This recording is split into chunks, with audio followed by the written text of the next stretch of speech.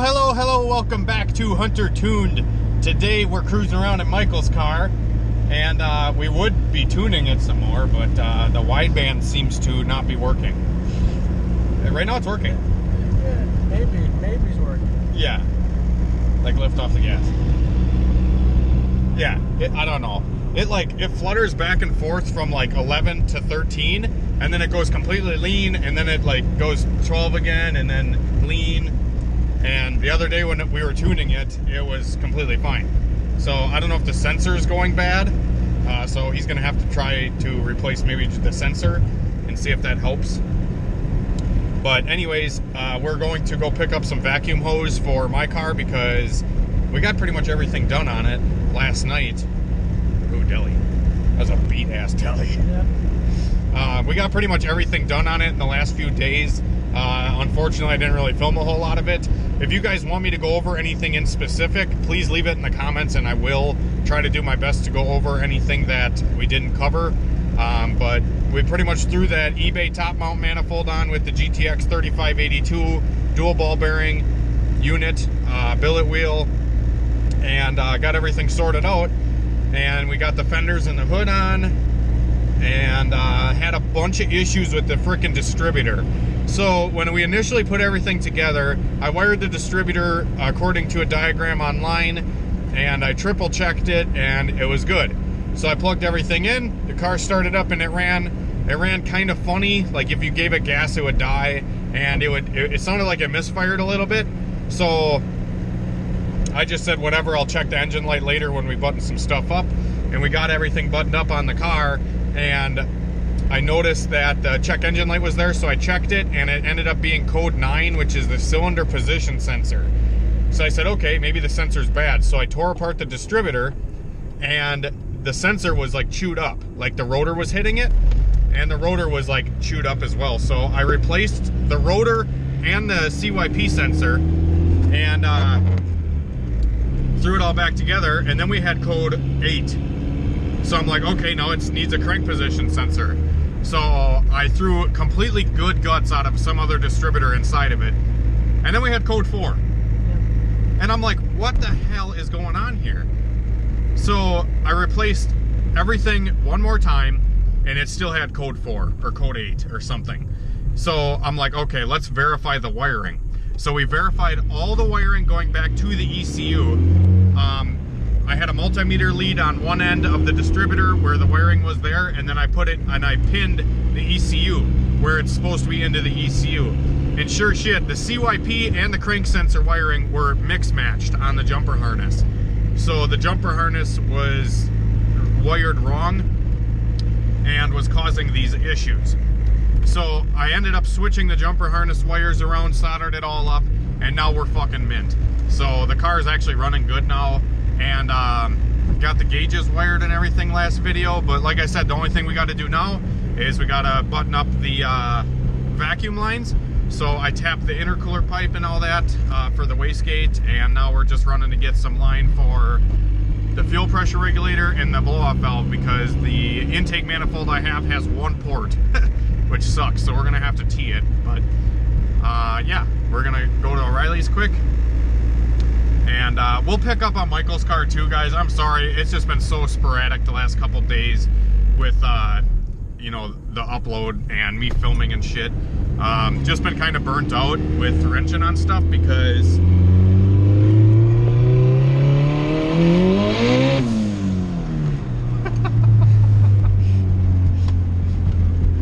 how much boost is it on? Like 18?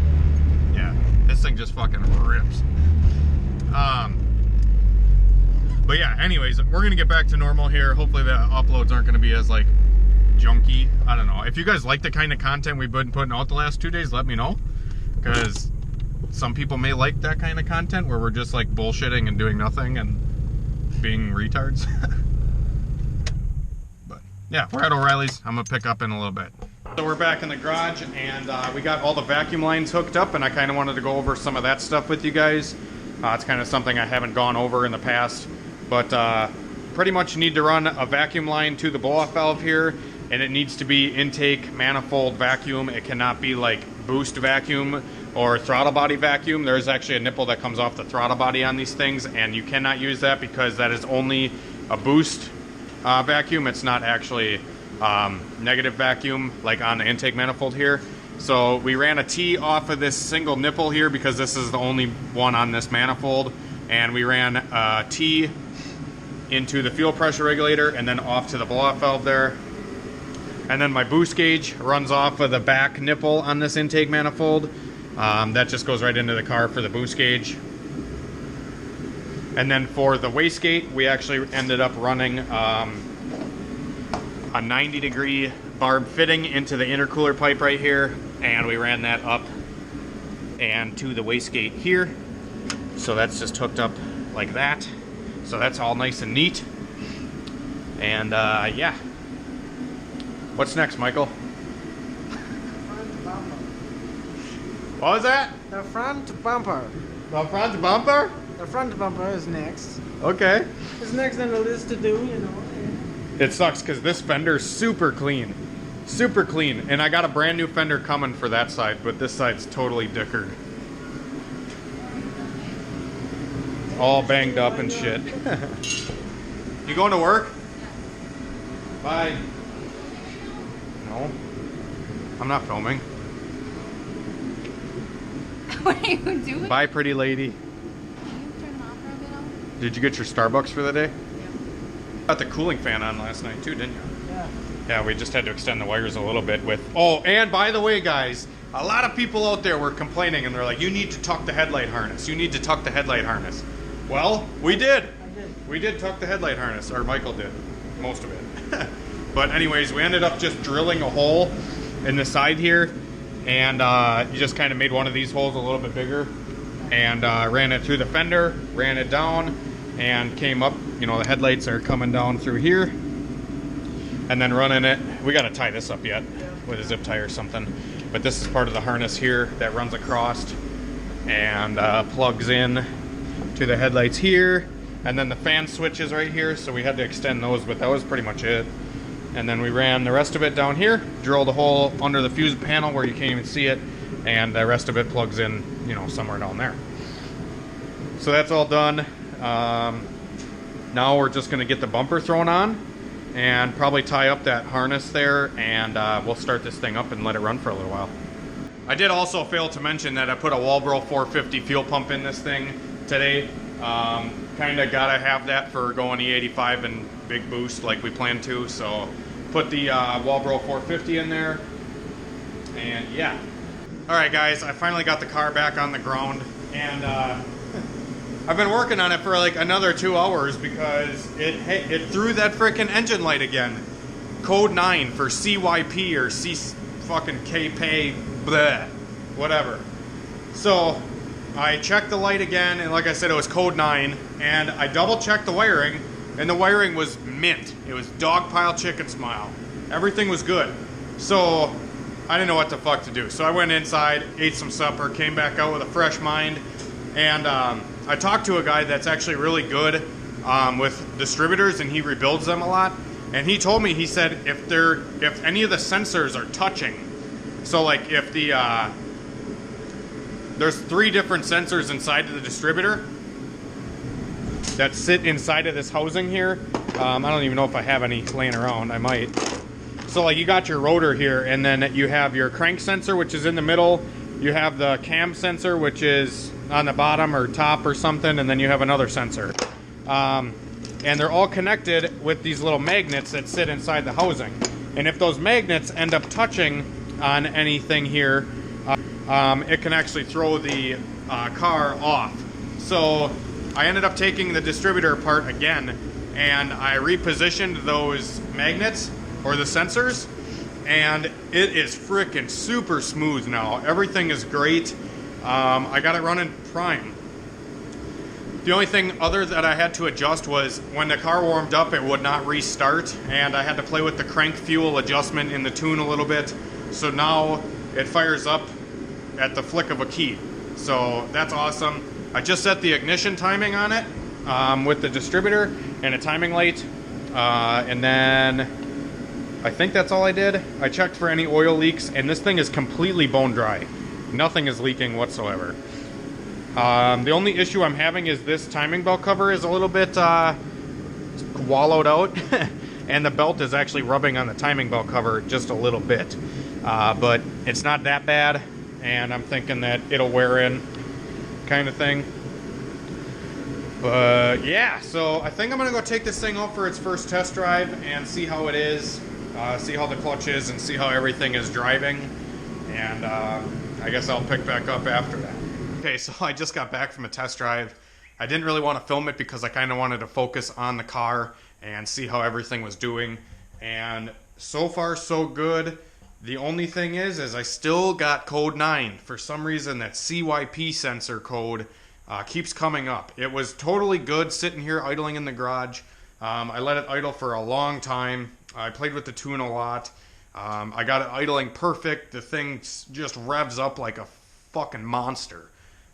This thing is so responsive to the throttle, it's ridiculous. Like, you go quarter throttle and it's like tapping 6,000 RPM, like just whop, whop, like a crotch rocket. This thing just says, feed me the boost. But yeah, so far so good with the car. I was driving it and driving down the road, and I hit a bump and it misfired for a second, like it stuttered, and then the code 9 came back on. So I don't know if I gotta, because I just have the wires kind of, twisted together down by the ECU for the CYP sensor. So I may have to actually solder those and then take it back out again tomorrow. But it is very late and it's cold out, and this car's heater is like plugged up for some reason. Like the heater core is plugged. So there's not really much heat inside of the car, and I kind of want to wait till daylight so I don't, if something were to happen to the car, I don't want to be stuck on the side of the road with, 20-degree weather. I guess I'm just being a little cautious. I don't really trust this thing yet because of all the distributor and wiring issues that we've had. But, I mean, just tapping into the throttle, guys, this thing wants to light the boost right off. This frickin' turbo is amazing so far, and this thing's going to be an animal. I promise you guys very soon that this thing's going to be making boost, and we're going to be shredding tires right off of it, because by the way it acts already, just barely getting into the throttle and how responsive it is, it's going to be fun. This thing is going to be a lot of fun. Like I said, we got the bumper on. This thing's looking super slick. The only thing is this side got hit, like I said, and the bumper doesn't really line up perfectly, and I think I got to bend this piece up. That way my headlight tab will line up, and maybe the hood will line up a little better, because when the hood is shut, I'll show you quick actually.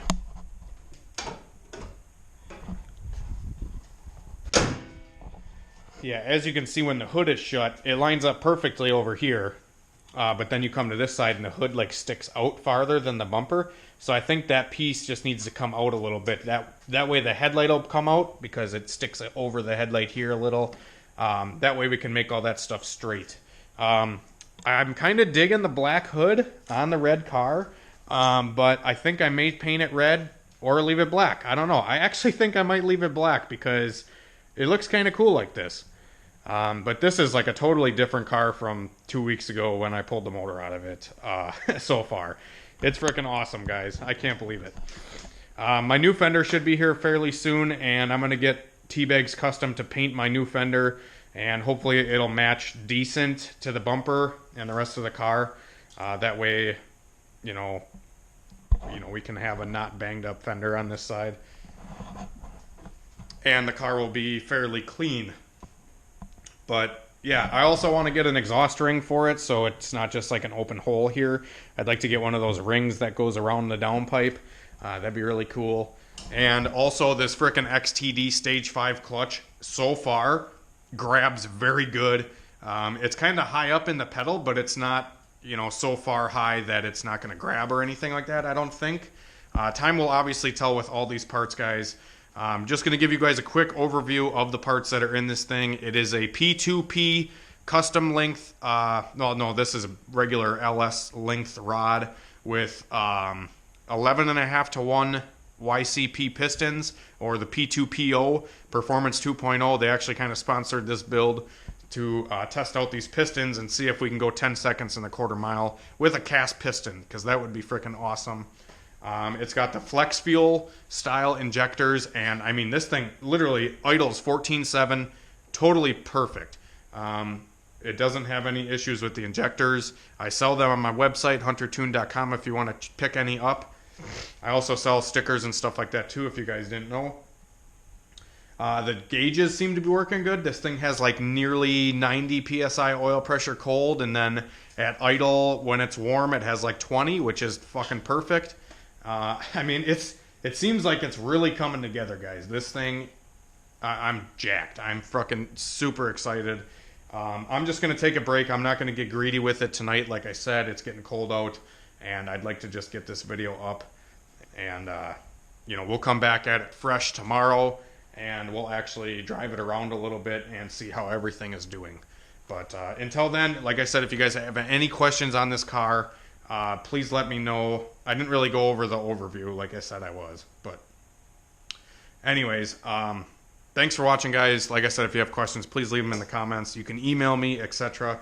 But yeah, so anyways, thanks for watching, guys. Please subscribe to the channel if you guys are new. I'm trying to grow and build the YouTube channel up. Like this video if you enjoyed the content and you want to see this thing ripping tires and making boost and all the awesomeness. Hit the like button, and we will see ya tomorrow for another video, guys.